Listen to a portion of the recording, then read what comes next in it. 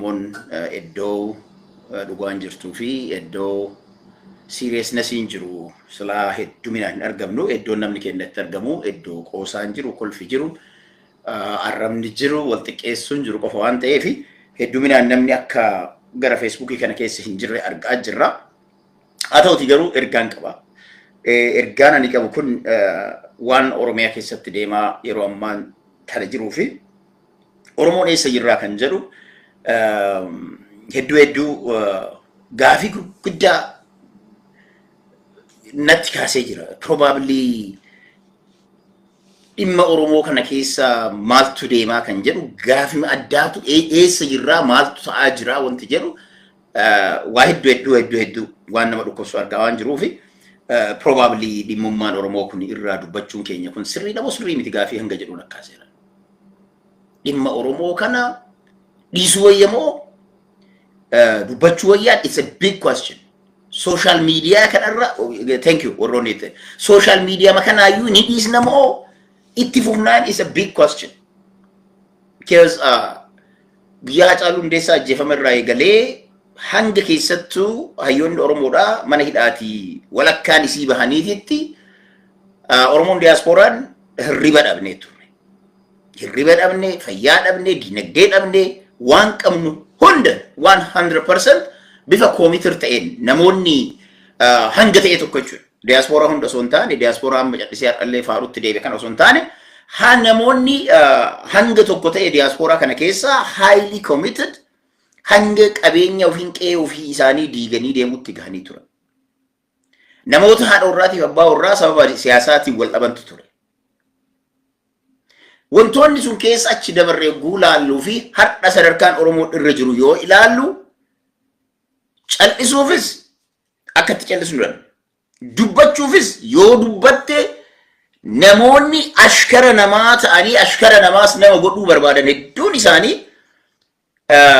namoonni sammuu walabaa qaban walabummaa ina beektanii jalqaba ilmi namaa walabummaa biyyaa dura bilisummaa mataa keetii fi walabummaa mataa kan keetii si barbaachisa. Waa hedduu yeroo laaltu hedduu nama dhukkubsa. Gaafiin hedduu wanti natti kaase ana garuu waa'ee uummata Wallaggaa kana. Waa'ee uummata Wallaggaa. Waa'ee uummata Wallaggaa viidiyooleen bahaa turan uummanni dubbatu daran mee viidiyoo kana dhageeffadhaa.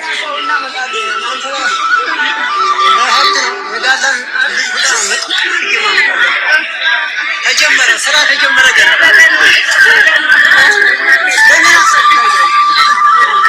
አንተ የባህሉ ተማገተው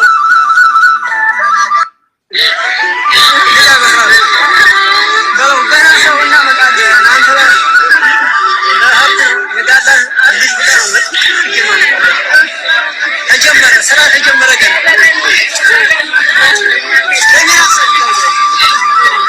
አንተ የባህሉ ተማገተው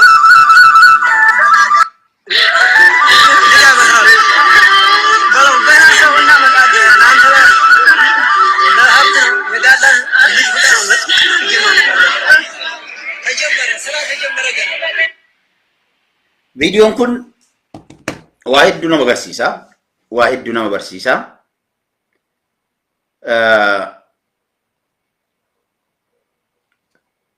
Wantoota kana yeroo laaltee jettu eessa jirraa gaafii jedhu bakka kan akkaasee. Eessa jirra? Eessa jirra oguu jedhu akka diasporaatti miti. Warri biyya san keessa jiru eessa jira? Diasporaan Ameerikaa jira, Kanaadaa jira. Awurooppaa keessa jiraata, Awustiraaliyaa jiraachuu danda'a, even biyyoota Afrikaa keessa illee baqatee jiraachuu danda'a rakkachaa. Garuu warri biyya sana keessa jiru eessa jira? Warri biyya sana keessa jiru eessa jira?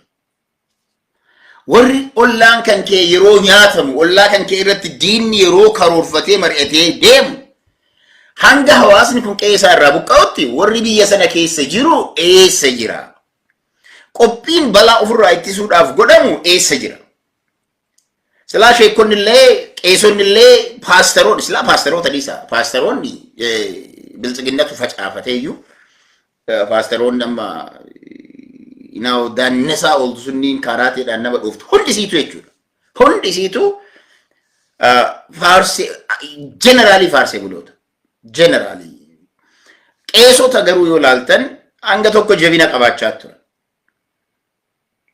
garuu qeesota biyya sana keessa ta'anii rakkoo hawaasa buqqa'aa jiru dubbatan arguu hin dandeenye hawaasa qeesaa irraa buqqa'u ofii isaaniiti yookiin ammootu of danda'anii akka Oromootti dhaabbachuudhaaf waan godhaniin alatti hawaasa Oromoo yeroo buqqa'u yeroo saamamu yeroo ajjeefamu wanti isaan godhaa jiran wanti agarre hin jiru. Laallee hin jiru. Sheekonni ammoo gama tokkoon ustaazonni waan Oromoodhaaf hojjetamuu qabu waan garagaraas godhaniiru. Garuu ammoo yoo dhugaa jirtutti kan laallu taate booddee kana wanti argaatiin jiru booddee kana wanti argaatiin nuti jirru faaruu qofaadha. Nama mootummaa kana afoo dhaabbateeyyuu abaaru bilisummaayyu mootummaa kanatti nuu fide jedhanii nama bilisummaa sabaaf fiduu miti fiduudhaaf illee hin deemne gabrummaa jalatti nama hidheetiin ilma namaa lafarraa duguugaa jiru faarsuu. Takka ammaa indoom kashalabbeen karaa irraa quraana qaraatee fi ustaaza jedhamtee ilma namaa hayyoota Oromootiin sadarkaa cibbaa jetteetiin arrabsitu. Cibbaa የሚባል cibbaa warri namaan jettu jirti. Cibbaawwan cibbaa namaan jetti. የመጨረሻ cibbaa tiksee horiitisuudhaan tammalte hoolaatisuudhaan tammalte barri sababa kabajaa ummanni nama amantii qara'eef itti kenne qofa gadi baatee tiktookiin kun itti kenname afaan banti. Mana barumsaa isii sirnaan barattee hin fidne namni yeroo tokko indoo nama du'aa galee warri fakkaatu jechuudha. Xiqqooma isii hayyootaaf yeroo isaan kabajaa hin qabne hayyoota Oromootiif bakka yoo hin qabne yoo garaa ofii guuttatte bakka takka hin qabne rakkoo hawaasa isaa kiiloomeetira 5 irratti yeroo ummanni isaanii qe'ee isaanii irraa buqqa'utaniin agarre waan diyaaspooraan hojjetu yeroo agartuu fi diyaaspooraan yeroo qeequu yaaltu ummanni kun eessa jiraadha. Gara kaaniin yogguu achi laalle shanyii ebaluu waliin jenna. Kan faarsinu sirna nafxanyaati. Kan faarsinu Itoophiyaa takkittiidha. Kan faarsinu sirna Oromoon kabajaa ittiin qabnee fi qe'ee isaa irraatti buqqa'u qe'een Oromoo hundi isaa ittiin gurguramu faarsiti. Garuu ammootu hayyoota Oromoodha bilisummaa hanga har'a isaan arganii kana isaan argisiise warra maqaa itti hore ammootu ni arrabsiti. Ni abaarti. Of laalaa isiniin jenna sheekota kanaan. Of laalaa isiniin jenna qeesotaanis. Cal'istanii taa'uun keessan isin hawaasa hooggantani. Isin hawaasaan deemtani. Jummaa irratti waaziin isin gootan silaa it should be breaking news.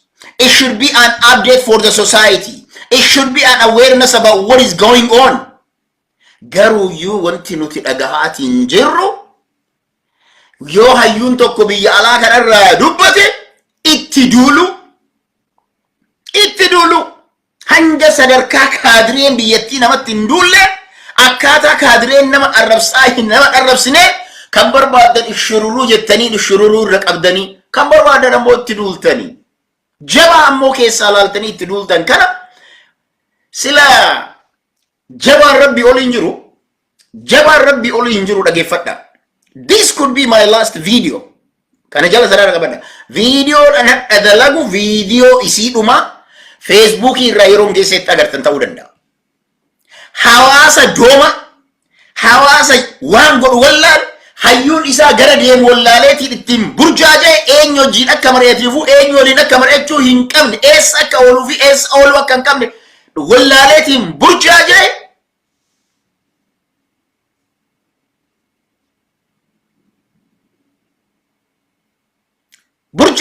hawaasa kanaaf cadhistee yeroo kan kee we gave enough.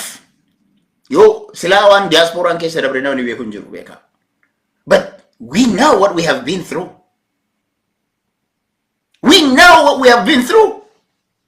In dagannu osoo namni jabaan jiraatee seenaan diasporaan hojjete osoo barreeffamee every single movie asirraa bahuu danda'u kitaabni as keessaa bahuu danda'u waan salphaa miti. Commitmentiidhaa fi crisis diasporaan ofitti fudhatee saba biyya keessa jiru sanaaf qabsaa'e waan xiqqaadhaa miti. Har'allee of duubatti kan hin jedhin jechuudha.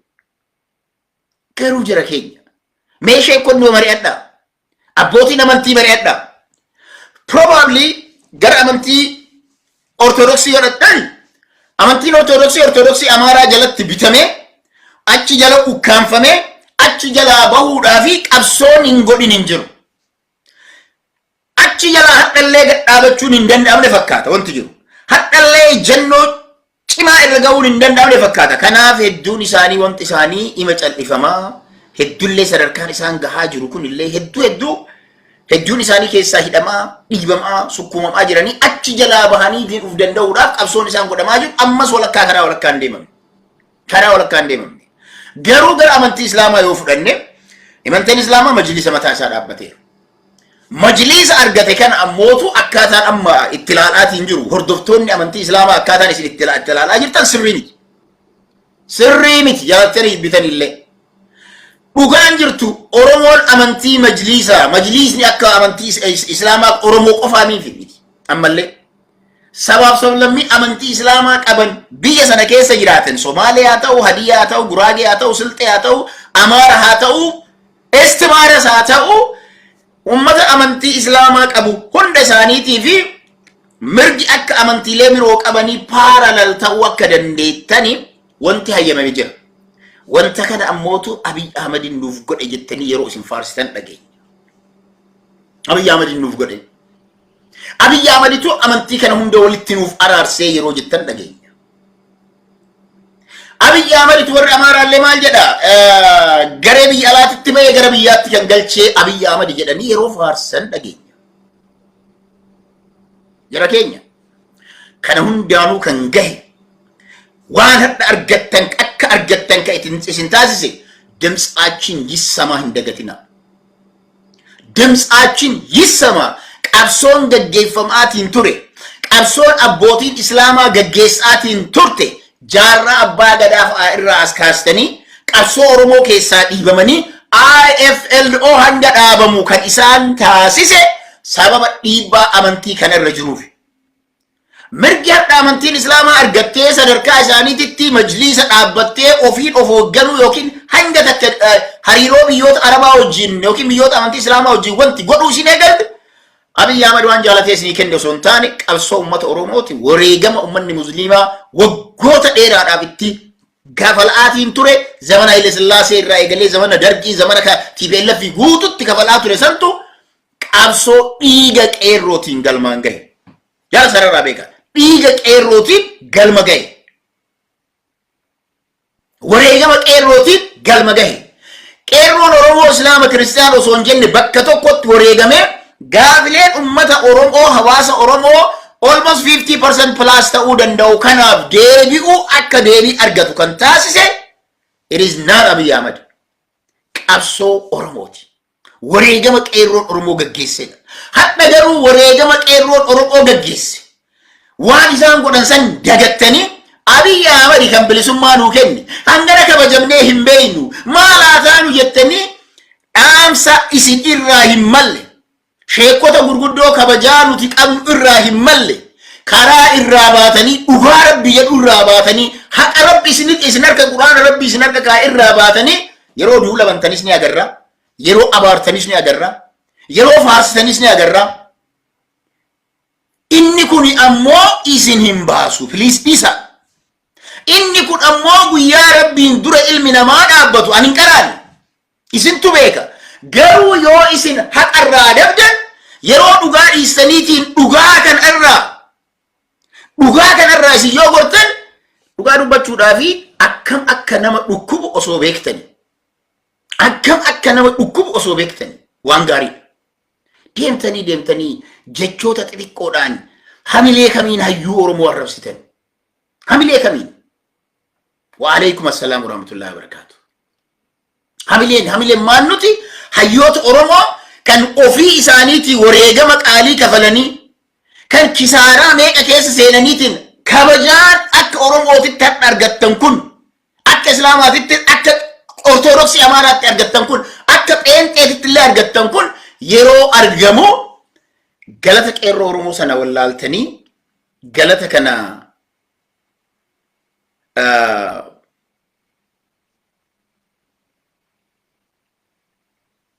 galata kana ammoo fuutaniitiin Abiyyiif galchitani sirrii miti. Sirrii miti. Laalladhaadha.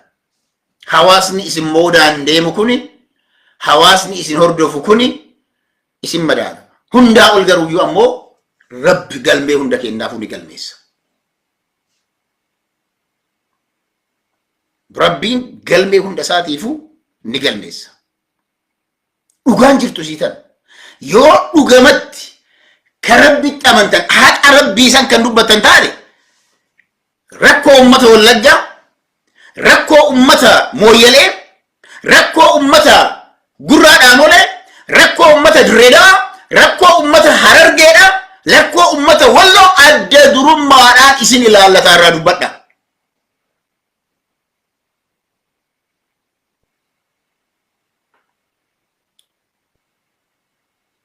Isin ilaalataa itti fayyada ilaaladha.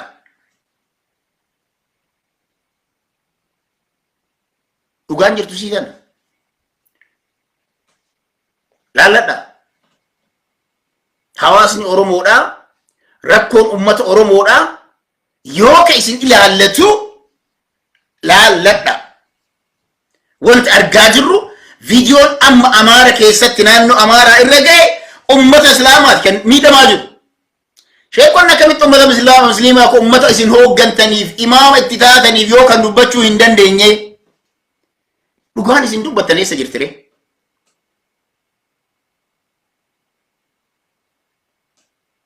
Dhugaan maal nuti dubbannu hawaasni Wallagga keessatti miidhamaa jiru yeroo ammaan tana sababa dhiphina lafaatiin Harargee irraa buqqa'ee yookiin ammoo mootummaan Harargee irraa fuudhee dhiphina lafaatiin kan ka'e jechuudha iddoo sana qubsiise. Iddoon sun akka tasaa ta'e lafa daangaa naannoo Goojjamiin jiru hedduminaan.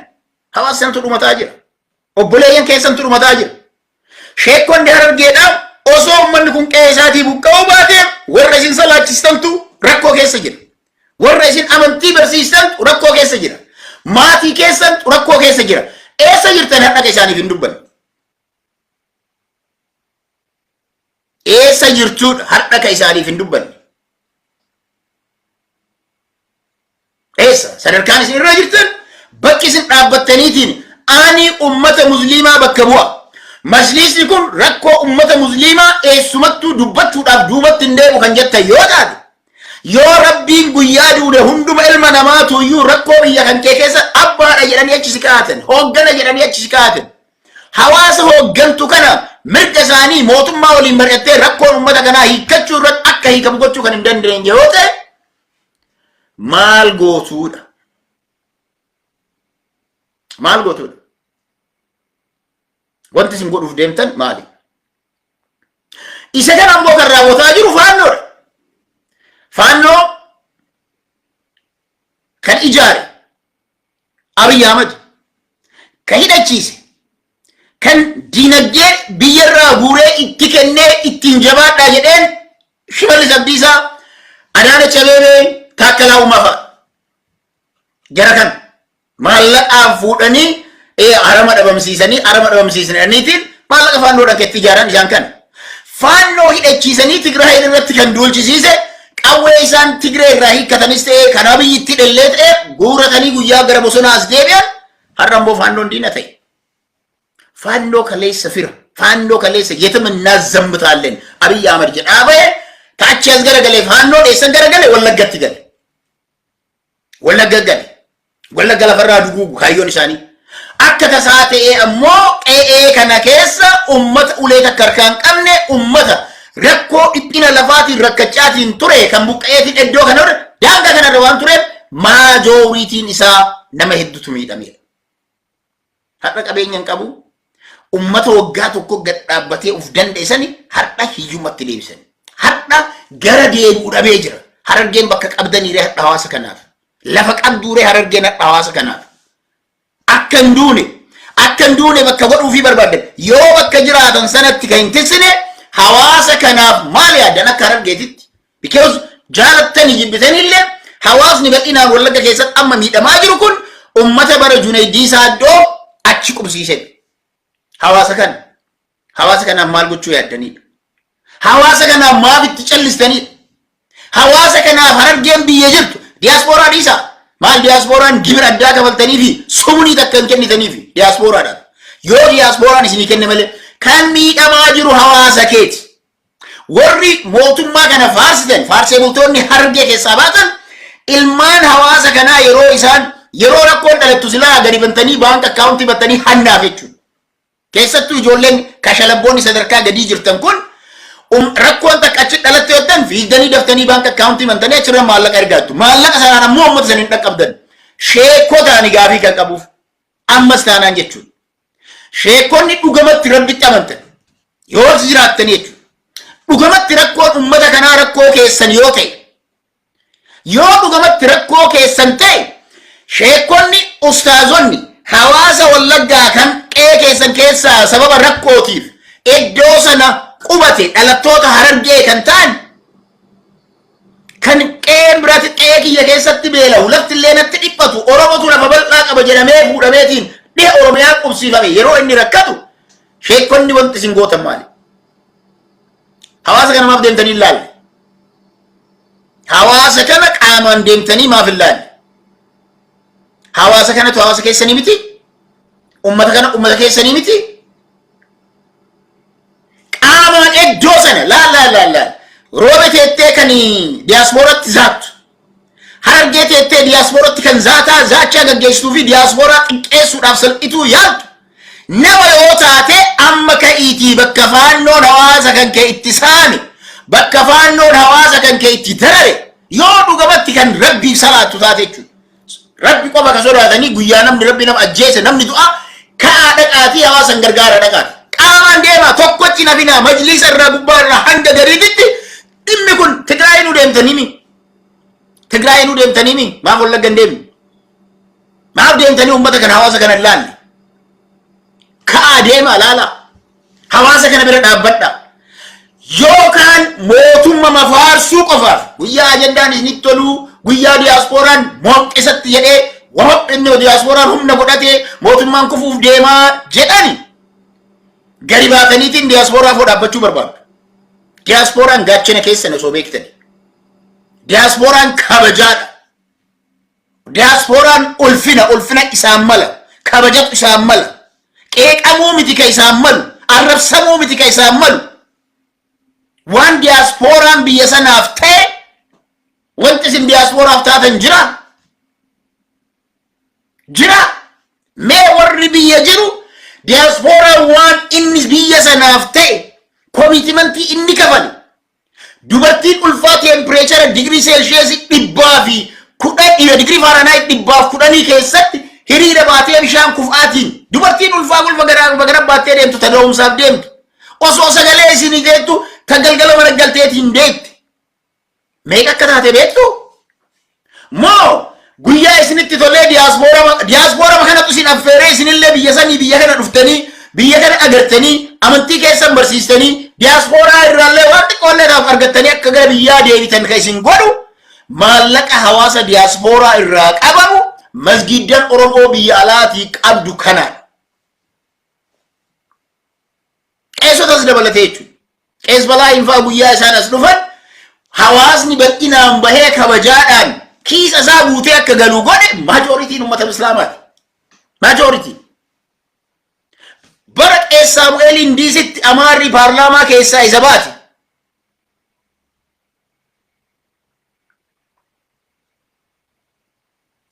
Bara qeessonni hubadhaa. Qeessonni amaaraa walgahii Jawaarfaati diisitti gaggeessuu dhoorganii walgahiin dhumarratti charchii keessa gaggeeffame. Qees Saamu'eel namni jedhamu sababa walgahii sanarratti walgahii Oromoo irra argameef ari'ame. Bara sana namni Qees Saamu'eel charchii mataa isaa akka qabaatu godhe majooritiin isaa ayinaawet hawaasa musliimaati. Hawaasni musliimaa diasporaa keessa jiru ummata isaa ka musliimaa qofaa miti akka musliimaatti wadhagan.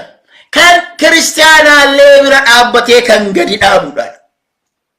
Tokko yoo laaltan warri keessan laaltan kun haraam dalayta warri jettanii duultanillee jirtu. Guyyaa abbootiin amantii gamanaa waliif finnee wal bira dhaabne Ustaaz Naasir Matsaaf Quddusii harka qabatee jennaan Matsaaf Quddusii harka qabatuun balaadha warra jettantu jiru. Matsaaf Quddusii keessa haqa jiru osoo silaa dubbistaniitu kun nama amantii ittiin jijjiirtan gara birootii yoo isin laallu. Kanaafi dhugamatti yoo amantii keessan kan jaalattan taate deema. I will challenge you. Sheekonni gubbaa irraa hanga gadii jirtan godina hunda keessatti argamtan deema ummata keessan kan Wallagga keessatti miidhamaa jiru dhaqa waan biraan godinaa fi ijaan argaa deebi'a. Humnama maallaqa isin gaafatanii ijaan argaa deebi'a. Isiniif jirra jedhaanii Haacaaluu Hundeessaa bara lubbuudhaan jiru waan inni hojjete yaadadhaa. Ummata Somaalee kan qe'ee isaanii irraa buqqifame. Ummata Somaalee irraa buqqifame ummata Oromoo 1.5 million ammaarressaa bakka badduu keessatti bakka ummanni keenya rakkatu keessatti itti dhaqee galma keessatti Haacaaluu Hundeessaa tokkochi abdiin inni ummata sanaaf ta'e maal akka ta'e hubadhaa. Haacaaluu Hundeessaa hadha osoo lubbuudhaan jiraate ni deema. Dhugaa walitti himna. Haacaaluu Hundeessaa hadha osoo lubbuun jiraate biyyeen isatti haa salphattu. Bakka jirutti rabbiin nama jannataa isaa godhu. Dhugaa isaa Rabbi haa baasuuti. Hadha silaa ummata Wallaggaa irraa hin hafu. Hawaasa akkasi dararame sana irraa hin hafu. Isin laallaka. Silaa gannaan ji'a jahaan Rabbi tunuu kenne jettaniitiin bakka fuula bakka Rabbiin itti nama kenne kana dhaquun ooltan. Garuu hawaasa Wallaggaa Itoophiyaa keessatti ilaaluu wanti isin dhoorgu maali? Mee deema yoo duutan warra jannataa taatu yoo karaa san ajjeefamtan kheyrii duutan waan taatee wanti isin ga'u hin jiru. Jannataa kan barbaada. Yoo kan jannata barbaadanii karaa ummata isaa hawaasa kan kee ilaaluudhaaf yoo wareegamte dhumni kan kee jannatuma ta'a maal wanti biraa. Okay? And this is very serious. Kanaan ala gadi baatanii let me tell you this clearly. Yoo Rabbiin tokkochi abaarsa sheekaati yookiin ammootu wantoota biraatiin kan nama balleessu kan ta'u yoo taate we will see. Garuu kana booda sheekni kamuu gadi bahee hayyuu Oromoo akka abaaru, hayyuu Oromoo akka salphisu, hayyuu Oromoo akka qaanessu kan guyyaa hawaasni Oromoodhaa rakkatu dubbachuu fi hin dandeenye abbaa feete ta'i. I'll tell you this because naman tun'u haqa namaa hin fudhannu dhugaas Rabbiin jaalatu dubbachuu irraa fudhu jennu qeesii feete ta'i. Qeesii feete. Mee qeesii jara keenya mee nama qeesiidhaa kan gadi baheetiin hayyoota diyaaspooraa abaaru agartaniirtu? Mee nama tokko naa himaa please. Nama qeesii Oromoo kan gadi bahee hayyoota diyaaspooraa keessa jiran abaaru isa kamuu jechuudha. Kan balaaleffatu. Maqaa dhaheetiin abaarsa silaa afaan namaa irraa hin eeggamne ofirraa baasu mee tokkocha naa fidaa. Lama fidaa. Garuu yoo gama kana laallu ammootu amantii kooti, hoogganoota kooti. Wanti miidiyaa irraa isinirraa agaru yoo ka Wallagga deemtanii nama gobanya'u yookiin ammoo viizit gochuu yookiin ammoo anatu siif jira jechuu hin dandeenye. Miidiyaa kan kee irratti gadi baatee anatu siif jira jechuu hin dandeenye arraba diyaaspooraa fi abaarsa diyaaspooraa akkamiin dandeette? Akkamiin dandeette abaarsa diyaaspooraadha kan? Moo ergamtanii abaartu? Ergamaa viizit godhaa. Ergamaati yoo kaabii isin ergee kana isin gooyisuu Shimallisin sodaattanii kan kana gootanii awoo Shimallis Rabbi laalii nu hayyamii jedhaanii. Awoo Rabbuma laalii nu hayyamii diyaaspooraa biraa diyaasporaan garaa badee jira. Diyaasporaan Oromoodhaa nu komatee jira. Diyaasporaan Islaamaa warri haqa qabateetiin deemu nu komachaa jira. Hawaasa keenya kan Wallaggatti miidhamaa jiru kan faannoon saamaa jiru faannoon ajjeesaa jiru lafarraa duguugaa jiru zarmaatfaat irratti gaggeessaatiin jiru dhaqee laaluu barbaannaa karaa nuu qulqulleessii waardiyaa nuu ta'ii salphannee Rabbillee nu dhiisu jedhaatti hima yoo hayyama isaatiin kan yaatanii. Kanaan ala asfaaltii daandii isinii dalagame karaa istiriitii keessa bahee takkaa lama laaltanii ifaa karaa san gadi isinii ifu san laaltanii wanti isin diyaaspooraa irratti dhaadattaniif hin jiru. Callisuu hin dandeenyu kana booda.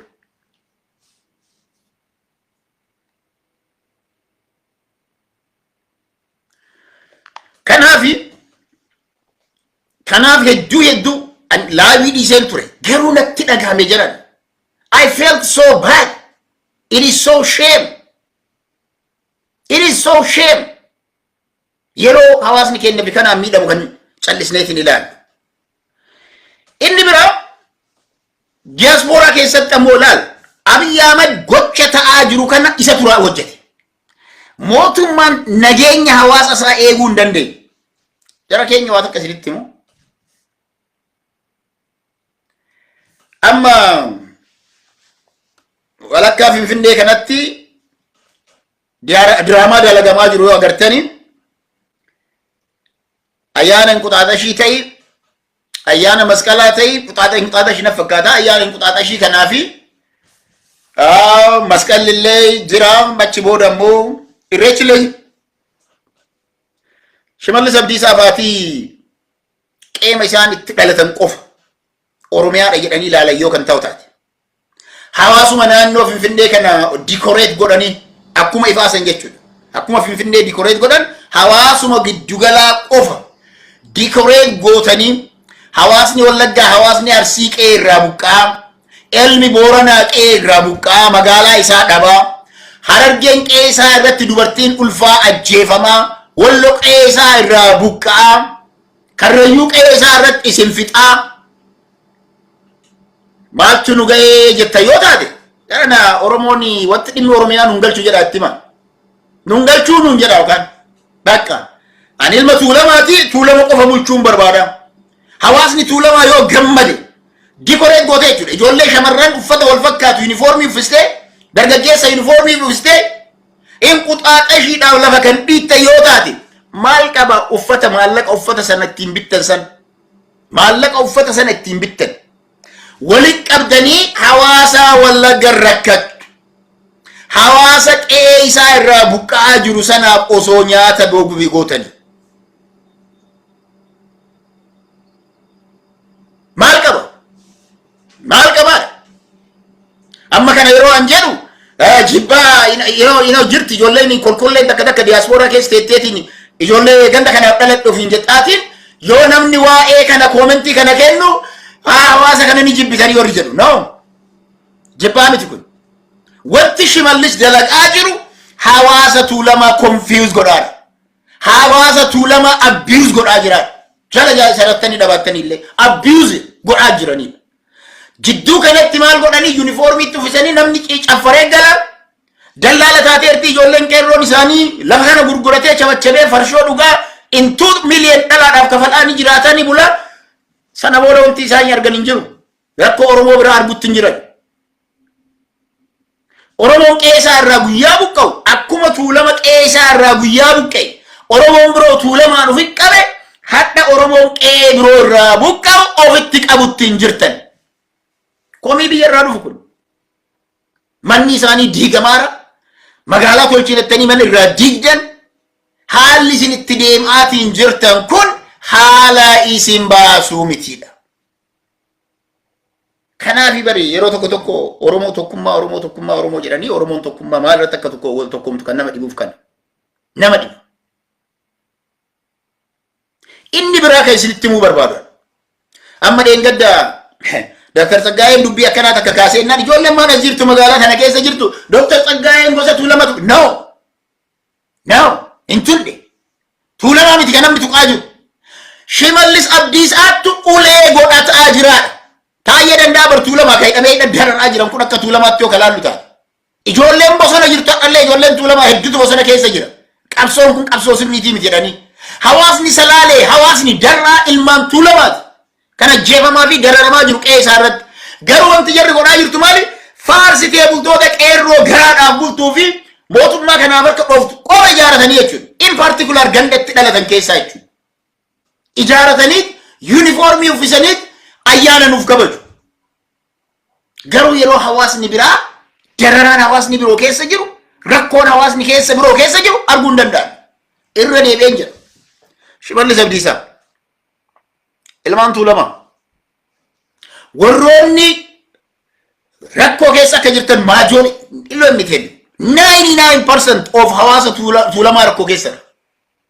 hin quban qabu waan deemaa jiru hawaasni tuulama 99% waan deemaa jiru qoon qabu garuu 1% wanti taatu takka magaalaa irratti illee ni mul'atan biizinasa garaa jalaan ni qabatan dallaalummaa argatanii jiru dallaalummaa argatan tanaan ammootu rakkoon uumamaa jiraadha jara amma ashandaa qasii sarkilii uumte nama 500 takka waliin guurteeti sarkilii uumsisiistee sirbuma gosa tokkoo caffarsiista oromoo hunda akka fakkaatu ammootu wanti godhamu maali aadaa Harargees ni uffisanii aadaa Baalees ni uffisanii aadaa Arsii ni uffisanii aadaa Iluu ni uffisanii aadaa Wallaggaa ni uffisanii Booranaa fi Gujii ni uffisanii Wallicha ni uffisanii aadaa kana uffisanii achi ilaalu namni oromoon qe'ee hundarraa achitti waan argame namatti fakkaata garuu dhugaan jirtu miti uniformii bittaniit ijoollee deeggartoota teessan gosa oromoon hunda diversity akka fakkaatu jettanii jechuudha garaa oromoon hunda akka irra hirmaate fakkeessanii yoo barbaadan Amaara isin faarsu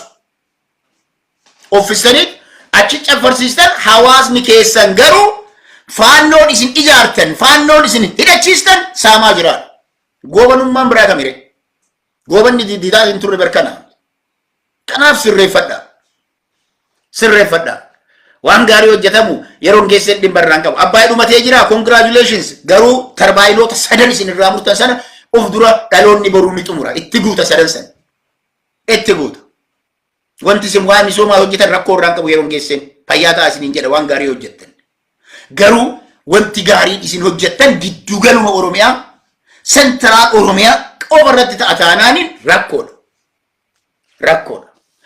inni biraa hayyoota oromoo biyya alaa jiraniifis ergaan qaba yeroo tokko hayyoota oromoo biyya alaa kana jiru yoo ati tutte akkuma malaal yoo ani mootummaa biyyaa tuqu faarsee bulaan gara dhukkuba mootummaa biyyaa waan tuqu faarsee bulaan gara dhukkuba hayyootuma biyya alaa jiran kanallee yoo tutte garanaan ammallee nuti faarsee bulaa miti jenna ofii garuu yoo hin dhukkubsanna naamusatti deebi'a sararratti deebi'a warri diiyaaspooraa keessa jirtanillee sararratti deebi'a diiyaasporaan illee sararratti deebi'a maaf sararratti deebi'a isiniin jedha fakkeenyaaf waa lama dubbadhe nan gadhiyoo kana oromoon miidiyaa alagaa irraa gala miidiyaa oromootti deebi'a I'm feeling that we went back to pre-OMN era guyyaan jedhu hedduun keessa namaa maal jedhe seetan yeroon geessiin illee kunooti gaggaluuf deemaa maal ta'uuf deemaa maaltu isaatti jettan dhageeffadhaa sitti maa dhageeffadha warroonni yeroon geesseedhaan waa jettan tokkoon keessanii galtanii lafas fudhattanii yookaan rakkattanii yookaan dhiphattanii akka taatan dhabdanii warra asitti deebi'an achi yeroo dhabdu asitti deebiteetiin qabsaa ofii fakkeessin dhugamatti jabaan ana malee hin jirallee hin jedhin wanti ani isinii himu dhageeffadha faannoon ummata wallaggaa dararaa jiru faannoon ajjecha Haacaaluu Hundeessaa networkiin isaanii jechuudha including all the medias of nafxanyas miidiyaaleen har'a hayyoonni oromoo irra deemtan kun ajjecha Haacaaluu irraa ka'ee hidhamuu Jawaar Mohammad maa jedhaa turan dhageeffadhaan networkiin jira including namticha amma Lammaa Magarsaa fa'aa gaddu including gaddu warroonni kun wanti isaan deeggaran maaliif faannoo kana deeggaru miidiyaaleen isaanii dhibbaa dhibbatti jechuudha faannoon isaan deeggaran kun eenyu injiinarii Liqaal nama oromoo fi oromiyaadhaaf bakka takka hin qabne nama oromoodhaaf kabajaa takka hin qabne nama oromoon osoo lafarraa dhumattee gosti yookiin immoo maatiin injiinarii Liqaal aangoo biyyattii sanaatti akka duriitti deebi'ee oromoo irboo fi siisoo gabbarsiisee fedhu kan faannoo oromoo irratti yakka dalagu kana hunda duubaan deeggaru jara kana so tokkummaan nuti ni finna jennu warra biyya aangoo irra jiru qofaaf jara kana wajjin tokkoomna kan ta'u taanaan jara kana wajjin tokkoomna taanaan miidiyaa isaanii irratti duulla taanaan miidiyaa isaanii irra duullachuun miidiyaa isaanii qabannee mootummatti duulla taanaan jechuudha okay miidiyaa isaanii qabannee mootummatti duulla taanaan isin miidiyaa isaaniitiif view dabalu miidiyaa isaaniitiif beekamtii kennu miidiyaa isaanii faarsuudhaan ala qabsoo Oromootiif wanti isin buusuu dandeettan abbaan feetan yeroon keessa jedha boru ganama. Could be my last video beeka dhageeffadha.